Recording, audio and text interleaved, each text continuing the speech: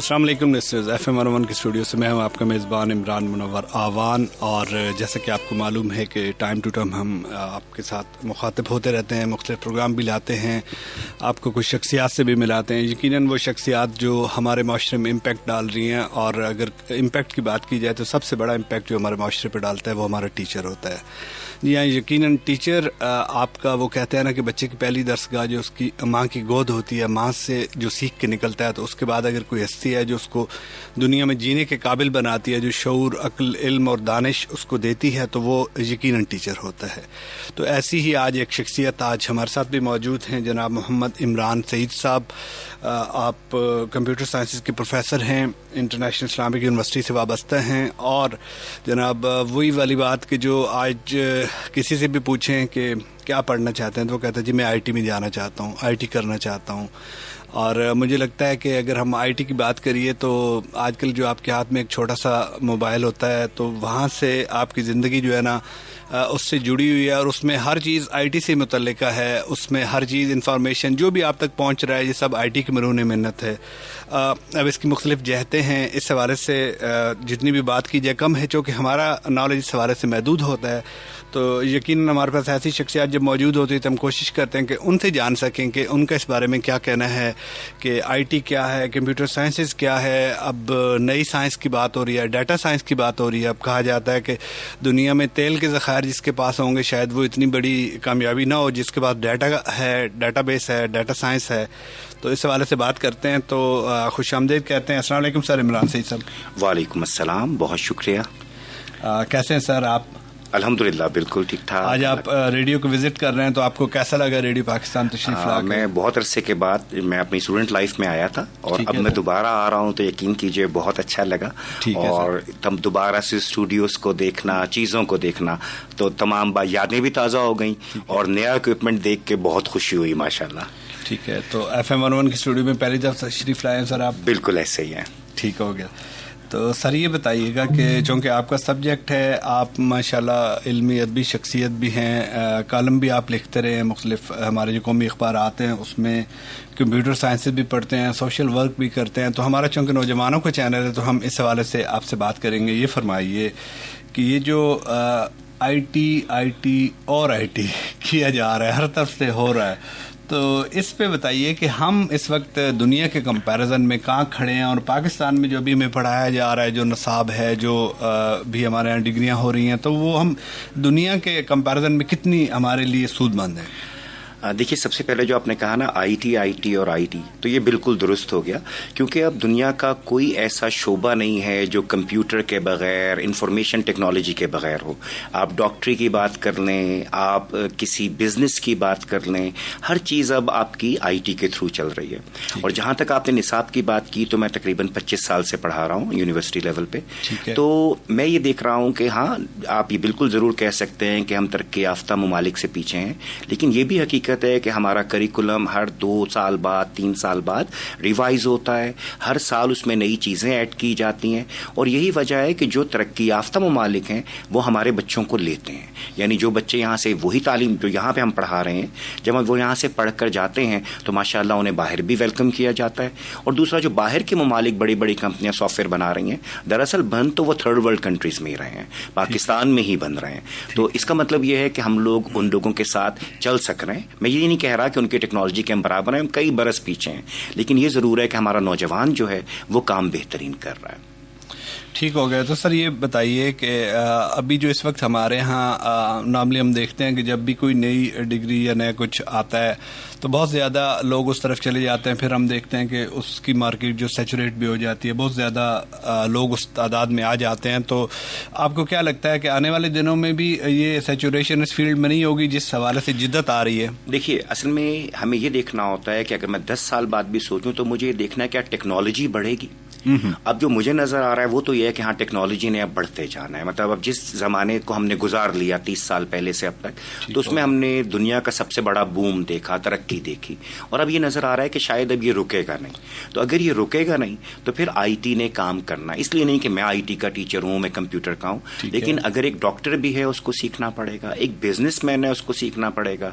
अब मैं नाम नहीं ले सकता, लेकिन आपकी जो बड़ी बड़ी ई कॉमर्स साइट्स हैं, तो आप नोट कीजिए उनके पीछे वही computer scientist, soft where engineers, IT specialist بیٹھے ہیں جو اس کو چلا رہے ہیں. تو مجھے یہ نظر آتا ہے کہ ابھی روبوٹکس میں جائے گا, آرٹیفیشیل انٹیلیجنس میں جائے گا, سائبر سیکیورٹی پہ جائے گا, کیونکہ ڈیفینیٹلی اب دنیا کچھ اور بدل رہی ہے, یہ وہ پرانا زمانہ ہمارے والا نہیں ہے.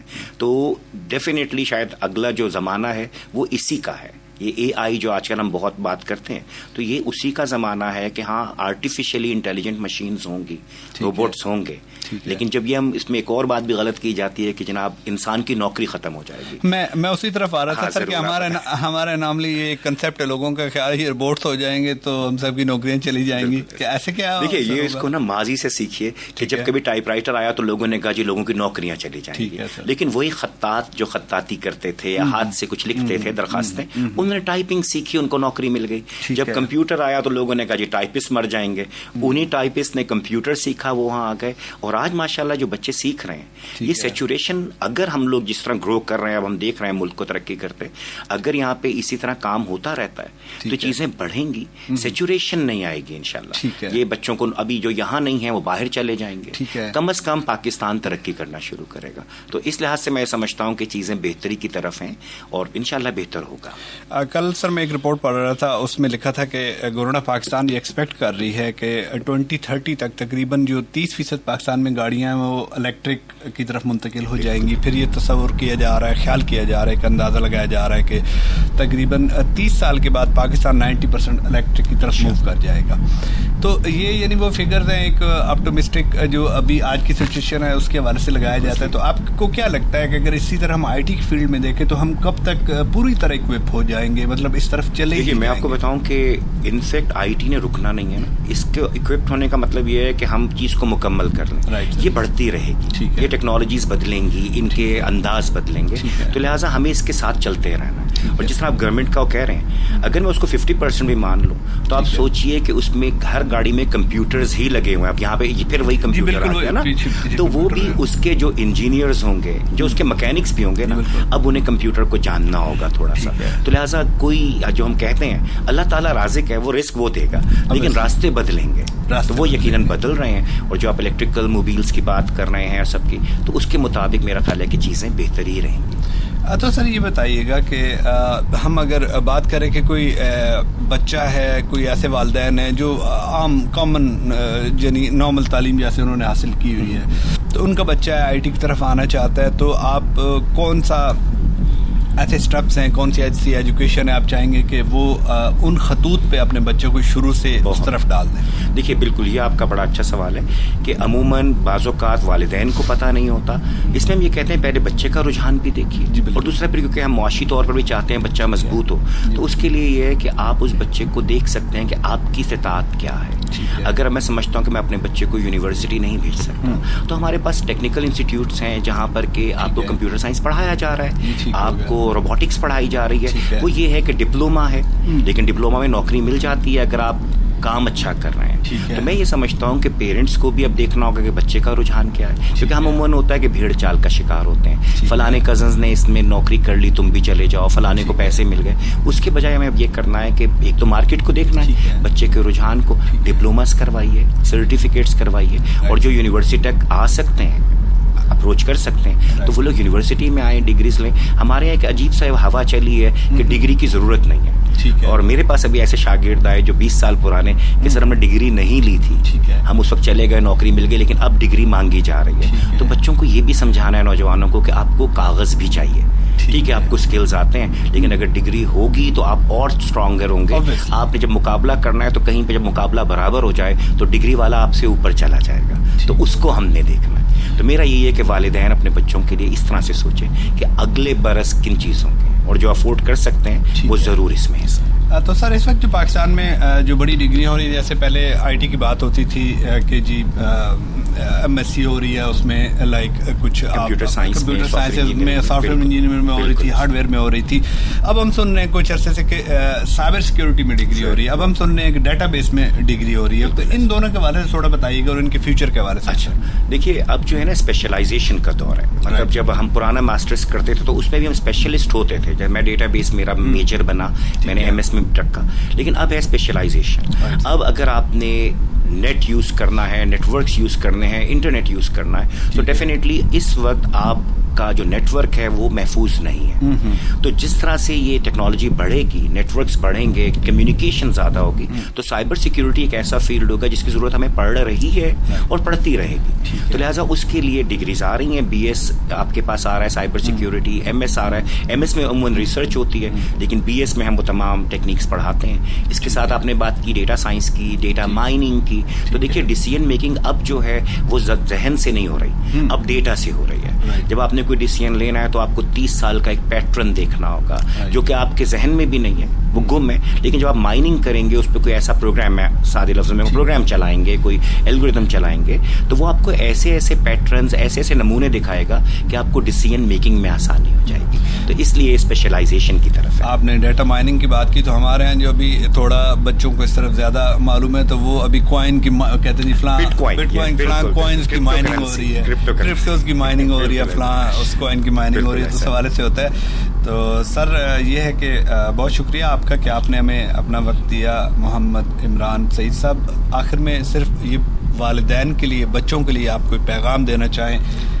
جی بالکل, میں ایک چیز کہوں گا کہ آج کل کا جو بچہ ہے یہ گم ہو گیا ہے ہمارے سوشل میڈیا میں, موبائل فون میں, جس کی وجہ سے ڈسکنیکٹ آ گیا ہے, مطلب والدین سے بھی, دوستوں سے بھی, کولیگ سے بھی. تو میری یہ ایک چھوٹی سی درخواست ہے, میں پیغام دینے کا تو نہیں, لیکن ایک درخواست ہے بچوں سے کہ اپنے مستقبل کو سوچیں, اور یہ سوچیں کہ جو ٹائم اگر کہیں پہ ضائع ہو رہا ہے تو اس میں سے ٹھیک ہے آپ کھیلیں کودیں بھی, لیکن آپ کچھ زیادہ ٹائم اپنے مستقبل کو دے دیں. اس کا فائدہ ہوگا کہ جب ہم ہمیشہ شکایت کرتے ہیں کہ میں پیچھے رہ گیا, فلاں آگے نکل گیا, تو فلاں نے محنت بھی کی تھی نا. تو اگر وہ محنت کریں, اور والدین کے لیے یہ ہے کہ بچوں کو پش نہ کریں. ہم بھی غلطیاں کرتے رہے اپنے بچوں کی دفعہ بھی, لیکن اس میں یہ ہو رہا ہوتا ہے کہ ہاں معاشرے کو بھی دیکھیں, اپنی معیشت کو بھی دیکھیں کہ کیسے کمائے گا, لیکن تھوڑا سا رجحان کو بھی دیکھیں. اگر بچہ اپنے رجحان کے مطابق کام کرے گا تو بہترین پرفارم کرے گا. تو یہ دونوں چیزیں اگر مل جائیں تو میرے خیال میں ہماری یوتھ بہترین ہے, ہمارے نوجوان بہترین ہیں اور بہترین کام کر سکتے ہیں.